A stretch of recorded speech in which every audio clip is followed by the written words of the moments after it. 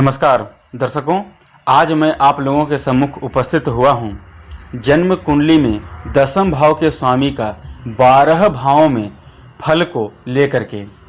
ये जन्म कुंडली का दसम भाव हमारे आजीविका का भाव है, कर्म क्षेत्र का भाव है, रिश्ते के लिए मदर इन लॉ का भाव है।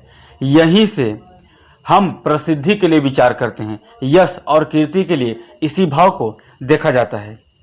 ये दसम भाव है, इसलिए इस भाव के स्वामी को दशमेश कहते हैं। चूंकि कर्म के लिए इसी भाव को देखा जाता है, अतः इस भाव के भावेश को कर्मेश भी कहा जाता है। यदि दसम भाव का स्वामी लग्न में बैठे तब क्या फल देंगे? जब दशमेश लग्न में हो तो जातक कर्मवीर होगा, जातक अपने जीवन में भाग्य से ज्यादा कर्म पर विश्वास रखने वाला होगा और वो कर्म करता ही जाएगा। और स्वाभाविक सी बात है कि जातक जितना कर्मवीर होगा उतना ही उसके पास भाग्य का साथ देना ऑटोमेटिक है, चाहे वो कम ही साथ क्यों ना दे। हालांकि डिपेंड करता है कि भाग्येश किस स्थिति में है और किस ग्रह की महादशा या अंतर्दशा चल रही है। ओवरऑल जब दशमेश लग्न में हो, जातक के जीवन में एक अच्छा कैरियर को ये दर्शाता है, चाहे प्राइवेट सेक्टर का हो या गवर्नमेंट जॉब के लिए, दोनों क्षेत्र के लिए शुभ है।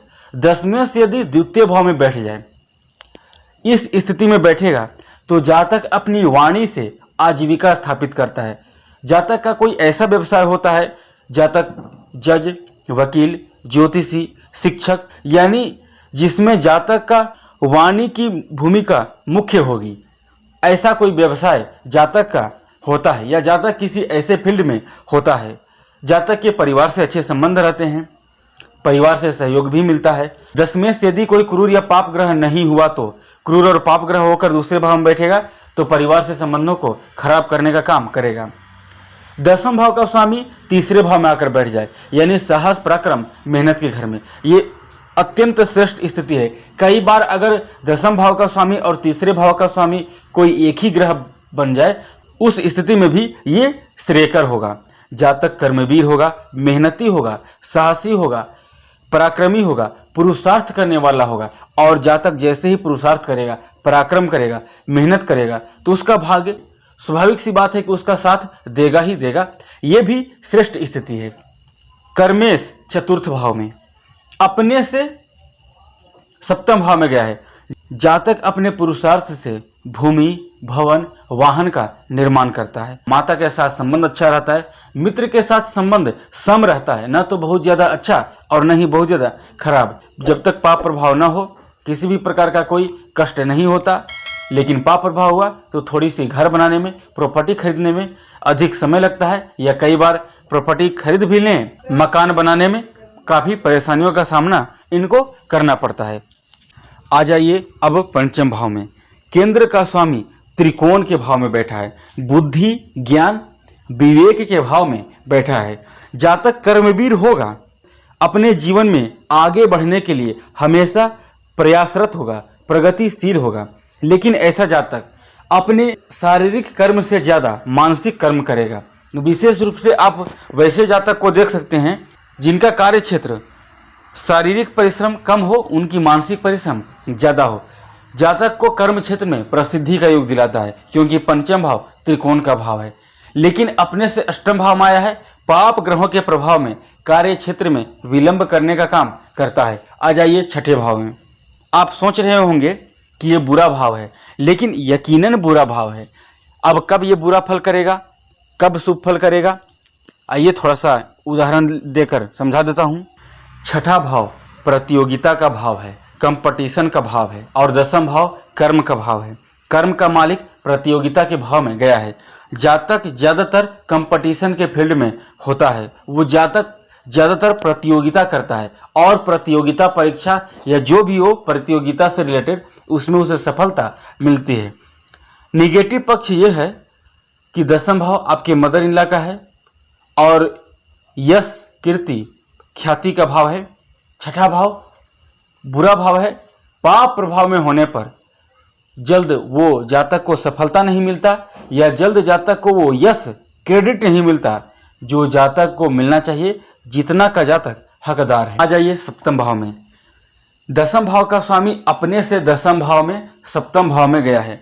जातक का करियर ज़्यादातर अपना होता है, या तो जातक खुद का व्यवसाय कर रहा होता है या प्राइवेट क्षेत्र में होता है। विशेष रूप से गवर्नमेंट जॉब के भी चांस बनते हैं, लेकिन स्थितियां इसमें देखिए कि व्यापार के भाव में गया है 10 में, तो जातक ज्यादातर व्यापार करता है। कई बार ऐसा भी होता है जिसमें उसकी जीवन साथी सपोर्टर होती है। आ जाइए अष्टम भाव में। दसम भाव का स्वामी अपने से एकादश भाव में गया है, अष्टम भाव में गया है संघर्ष के भाव में। जातक के जीवन में कैरियर के लिए, आजीविका के लिए भटकाव की स्थिति बनी रहेगी। दशमेश नवम भाव में ये उच्च कोटि का राजयोग बनता है। इसके बावजूद भी ये जातक को प्रसिद्धि, ख्याति, यश हर कुछ प्रदान करता है, और जातक का कैरियर खुद ब खुद उसका भाग्य निर्माण करता है। फेमस हो जाए, प्रसिद्धि प्राप्त कर ले, उसकी यश बढ़े, कीर्ति बढ़े, तो इसमें कहीं कोई संशय करने वाली बात नहीं है। दसम भाव का स्वामी यदि दसम भाव में ही बैठा है, ये भी शुभ स्थिति है। मंगल से लेकर शनि तक कोई ग्रह बना तो ये एक उच्च कोटि का राजयोग बनाता है। ऐसा नहीं है कि दसम भाव का स्वामी सूर्य और चंद्रमा हुए तो हानिकारक है, किसी भी कीमत पर हानिकारक नहीं है।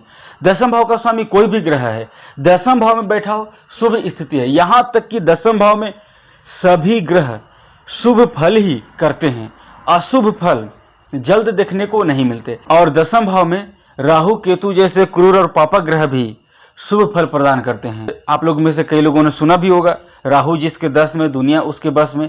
इसका कहने का तात्पर्य यह है कि ऐसा जातक या तो एक अच्छा क्रिकेटर हो सकता है, एक अच्छा राजनीतिज्ञ हो सकता है, एक अच्छा एक्टर हो सकता है। आप देख सकते हैं एक्टर, क्रिकेटर और जो लोग भी राजनीति में सफल हैं, उनकी जन्म कुंडली में। आ जाइए एकादश भाव में। ये प्राप्ति का भाव है।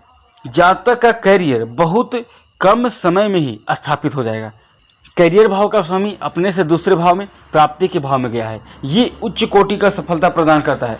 जातक का कैरियर बहुत कम समय में ही सेटलमेंट हो जाएगा, और जातक के कैरियर को स्थापित करने के लिए उसके बड़े भाई बहन का एक मुख्य भूमिका होती है। यूं कहें कि ऐसे जातक जिनका दशमेश एकादश भाव में बैठा है, हो सकता है बड़े भाई बहन से ना बनती हो, किंतु इसके बावजूद भी आप एक बार उनसे सलाह ले सकते हैं किसी भी कार्य के लिए। अगर आप गवर्नमेंट जॉब में, तब उसकी बात हटाइए, लेकिन यदि आप प्राइवेट क्षेत्र में हैं तो मैं आपको सलाह दूंगा कि आप अपने बड़े भाई अथवा बड़े बहन से सलाह ले लें, आप जिस भी कार्य को करना चाह रहे हैं उसके लिए। इसमें देखिएगा काफ़ी आपको सफलता मिलेगा और आप इस कार्य क्षेत्र में सफल रहेंगे, आपकी हर एक इच्छा पूरी होगी। आ जाइए 12वें भाव में। कर्मेश चला गया है हानि के भाव में, विनाश के भाव में, 12वें भाव में। लेकिन क्या ये विनाश के भाव में गया है, हानि के भाव में गया है, इसका मतलब ये कि करियर स्थापित नहीं हो पाएगा या करियर अच्छा नहीं होगा? ऐसा नहीं है। 12वां भाव विदेश का भाव है, या यूं कहें कि विदेश से आने जाने का भाव है। तो कई लोग ऐसे भी हैं जो विदेश में काम करते हैं। अब विदेश कहने का तात्पर्य क्या हुआ कि वो सदैव अपना देश को छोड़ करके ही नहीं, अपना देश को छोड़ करके विदेश का कहने का मतलब हुआ कि विदेश तो हुआ ही दूसरा देश, लेकिन कई जगह पर इसे परदेश का नाम दिया गया है। तो परदेश यानी अपने राज्य को छोड़ करके किसी अन्य राज्य में, अपने जिला को छोड़ करके किसी अन्य जिले में। तो ये भी कैरियर को स्थापित करता है, लेकिन डिपेंड करता है।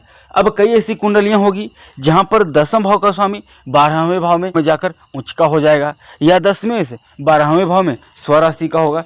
तो उसमें विचार किया जाना चाहिए, शुभ स्थिति में है या अशुभ स्थिति में है, उसको भी देखना होगा। बाकी 10वें किसी भी भाव में बैठा है, वो क्या फल करेगा अपनी महादशा या अंतरदशा में, वो निर्भर करता है दसम भाव का स्वामी किस स्थिति में है, कहाँ बैठा है, दसम भाव के स्वामी पर किन किन ग्रहों की दृष्टि है, क्या जो ग्रह दसम भाव के स्वामी को दृष्टि दे रहे हैं वो उस कुंडली के लिए योग कारक हैं, शुभ फलदायी हैं। दसम भाव पर किस किस ग्रह की दृष्टि है, वो ग्रह शुभ फलदायी है, योग कारक है। ये सभी स्थितियां एक साथ गणना कर लेंगे, तब आप करियर के लिए 50% अपने करियर को जान पाएंगे कि आपका करियर इसी क्षेत्र में बनेगा। और बाकी अन्य स्थितियां भी निर्भर करती है किसी भी व्यक्ति के जीवन में करियर निर्माण हेतु।